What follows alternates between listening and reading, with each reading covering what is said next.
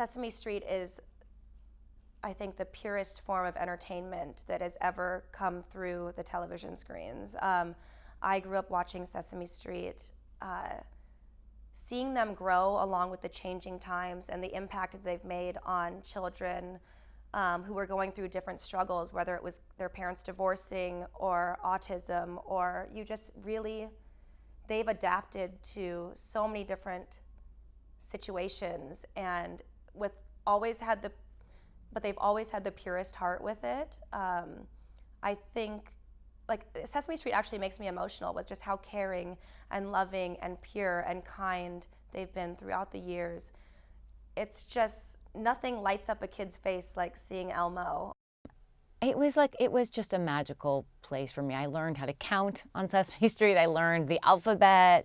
You know, while people were watching it on television, I was part of it. So that, to me, I think was really like sort of the beginning of this very creative world. Jim Henson's been one of my idols ever since I was a little kid. I still have a workshop down in my basement right now where I make puppets and have foam and ping pong balls for eyes and things. I just think there's something so special about making inanimate objects animate, and when they can teach kids globally about not only letters and numbers and vowels, but about sharing and responsibility. That's something that will endure for 50 more years, realistically.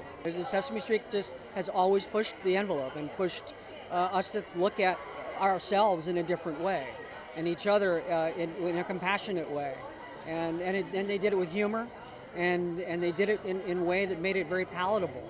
So I think that's the genius of the show, and why it's touched so many for so long. I think it's not just entertainment, you know. I think there's some lessons to learn behind it, and I think as humans we're drawn to that. We're drawn to sort of seeing people in this problematic light and then watching them sort of cope with it and how they cope with it. And that's, I think, as kids, we're sort of taking those things in and we're soaking it up, and we're like, oh, one day when I'm there, then this is how I'm gonna deal with it.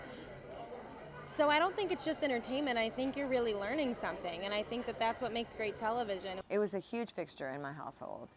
So to have been a part of that legacy is, you know, it's such an amazing honor to have been a part of it. And also, you know, I feel like I'm documented in that history, and that means so much to me because even my children grew up loving Elmo, you know.